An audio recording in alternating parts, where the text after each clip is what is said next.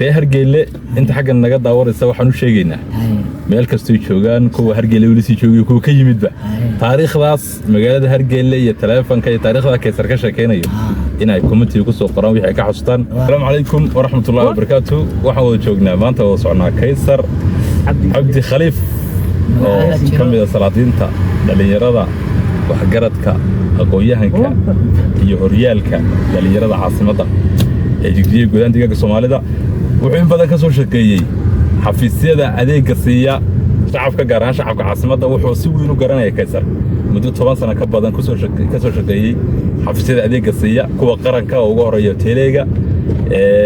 oo ilaa iyo afdheer uu gaadhay waana ninkii ugu horeeyay magaalada la yiraahdo Hargeysa geliyay taleefanka landline-ka shacabku ay ku hadlayeen Kaysar Cabdi Khaliif ka hor magaalada Hargeysa la yiraahdo iyo gobolka afdheer inta badan muuna lahayn landline-ka taleefanka waxa yaalay saddex madax Kaysar ba maanta sheekada inooga sheekayn doona Kaysarow bal Hargeysa iyo sidii aad la ku gaarsay taleefanka bal ka waran maanta bismillahir rahmanir rahim wata taariikh xusuus mudan bay ahayd hadiya waa taariikh aan inta badan marka aan xasuusto bulshada halkaa ku noolay qaabka yacnihii ay isgaarsiinta ku ahaayeen iyo maanta heerka ay ka yihiin markaad eegto waxaan aad baan ugu riyaaqaa waxaa dhici jirtay 3 telefoon oo 3 madaxba ayaa ooli jirtay Hargeysa wala wada garanaya dhammaan Hargeysa loo garanaya bilowgii 3 madaxba ooli jirtay 3 madaxba ooli jirtay oo landline-ka ay 3 madax waxa laga yaabaa maanta dhan adigoo selfie ku jiray inuu fisaadku intuu xumaado 12 ama 11 si selfie-ga ugu jirto inuu kuuba shaqeyn waayo khadku ardayda jaamacadaha ku soo maqanay waalidiintu inay la soo xiriiraan rabaan dadweynaha caafimaadka u yimaada dadweynaha ganacsiga u yimaada cid kastaba si ay family-keegii ka soo maqnaa ay ula soo xiriiraan 3 madax baa isticmaalay waxaa dhacday inaan u geliyo xaafadii inaan tago horta taariikhda ma xasuusta inta 2005 bay ahayd taariikhda Ethiopia okay waxaa dhacday marka Hargeysa markii aan tagay leeyma bagarin horto xabashiga halka leeymoodey Soomaaliya Teleega intuu yimaado isagoo madaxa haddana telefoon la inii gelin leysma balahay markii aan tagay si fiican bay Hargeysa soo dhaweeyeen waxaa dhacday inaan shir la galay inaan ku wadi teleefoonadan xaafadaha nin walba xaafadiisa u gelin kamerada meheradiisa loo gelin ka xaafada loo gelin xafiisyada dawladda ayaan ugu horeysiyay waxa kamid ah xafiisyada aanu geliyay hoggaanka deegaanka maanta joogo oo gobolka gudoomiye gobolka okay oo xilliga tayib gudoomiye gobolka ah tayib xamdo صح madax badan ayaa marka joogtay halka madaxda badan inta badan xafiisyada meena jirin taleefon lagula soo xiriiro xukuumadda oo warbixin xafiisyada ay ku soo siiyaan muuna jirin waxaa dhici jirtay inaa waqtigii toddobaadkiiba mar inuu qofku madaxda intuu Teleega tago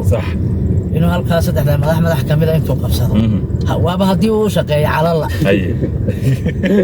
uu shaqeeyo waxa laga yaabaa in komishineerka warbixin soo bixinaya komishinka booliska inuu yimaado selfie iyadoo lagu jiro oo qofkii sugayo taleefankiisa line-ka 3 madax ay magaalada dhan ay selfie ugu jirto Hargeysa loo dhan selfie ugu jirto yaa waxa laga yaabaa komishineerka waqtiga Cumar Firin loo dhan iba komishineer ah una qolana dambi kortag buu jiray madax badan baa marka joogtay waxa dhacday in anigu garanayno meesha imiday baa marka daraasaad baan sameeyay waxaan arkay bulshadii oo selfie-ga maanta dhan aad ugu jirtay yaa laga yaabaa komishineerka oo report soo siinaya kelalka inuu yimaado ila warbixintii in la ismaqlo lama ogole ila dadkii la wada dareeyay oo xog amni u fiicnaya in dadkii la soo dareeyay marka warbixintii markaan dadkii saacan u eegay xaaladda adag ay dadku sugan yihiin baa waxaa dhacday inaan degdeg ula soo hadlo Dirlabo laga maamuli jiray oo marka xarunta deegaanka Jigjiga ma jirin Dirlabo ayaa laga maamuli jiray okay markii la shaqaaleeyay deegaanka laga shaqaaleeyay region halkan buu ahaa laakiin gobolada markii lagu dhaliyay dhammaan gobolada 9 gobol bay ahaayeen 9 gobol mid aan ka soo shaqeyn jiray okay ربنا كرت حقوها halkan waxa waxay qabtaan inay ku faanaan ma jecla laakiin anigu waxaan jeclaystay waxyaabo kamid ah waxyaabihii aan qabtay markaan arko waan u riyaaqaa waxaan dareemaa inaan wadanka wax ku leeyahay sax hargeyla marka dir dhawaad la soo hadashay marka dhibaatada marka aragtay hargeyla dir dhawaad la soo hadlay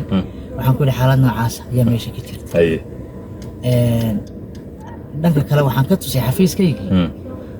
adeegan aan bulshada siinayo dakhliga uga soo xaroonaya ayaan ka tusay si qalabka halkaa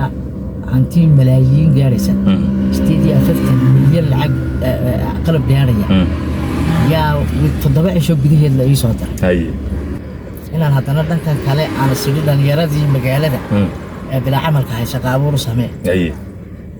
waxaan u tababaray 6 dhalinyaro ah ina mulay baa ka xasuustaa ina mulay inta gobolku ayuu shaqaale ka yahay waa dhalinyartii ugu aktifsanayd wada garanayaan reerkii أحمد ملاي بقى كبيرها واحد قلت لي مر يعني هرجلي انت تقولي قري انت تقولي على هالمضح اي كذا انه قري بلاد وحيابي يقول قصر كبرنامج وحيابي يقول قصر كبرنامج حافظان تجي وحكورن هو يا الكيب ربطين لجوجل المضح حاجين كوديغا مضح على لينك اي هو يا بلبلدا يا دكانك يا غوريغا saddexda meelood baa ii dhig xariga marka in loogu talagalay baa jirta oo fixed ah aadiyad anigoo marka iyaga ku raali gelinayay reer Hargeysa baa waxaan u sameyn jiray shaqo extra hooyooyinka waxaan aad ugu tixgelin jiray inaan rabitaankooda aan u hirgeliyo okay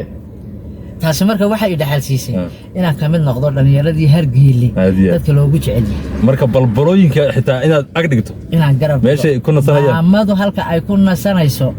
inay qaadan karto halka inay meherada la tagi karto inay guriga jiifka la tagi karto intiiba waan suura geliyay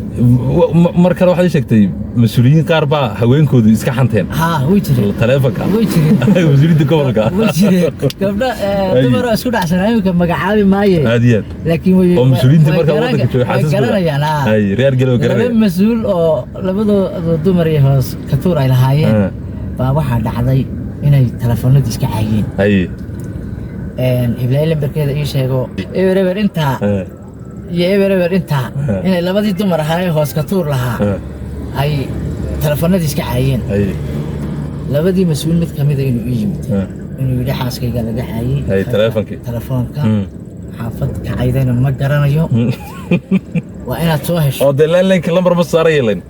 ninkaasi way wada garanayaan nin awood badan baayo gaal iyo waxbu ahaa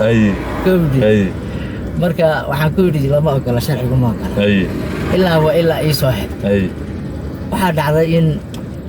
aan khadkii aan satellite-kii dib u jeegaraynay hawada waxaan hawadu yaalaa cod markii aan soo qabanay saacaddii iyo timekii iyo wixii kombiyuutarada ku xidhiidhsanaa meesha baa waxaa dhacday inaan nidhi warqad maxkamadda ka keenay maxkamaddii baa warqad laga keenay codkiiban ayaan soo saarnay dadkii markaan soo saarnay waxaaba khaladka yeelatayba oo teleefanka garaacday xaaskiisa ninka soo cabanaya tiisa bilowdayba tiisiba ayaaba garaacdayba oo teleefanku income call iyo out out call kiiba waxaaba waaba xaaskiisaba tan soo dacwoonaysaana waa isla yadii arrintii markaan u sheegay ninkii mas'uulka ahaa uu qaadan waayay ilaa ma aan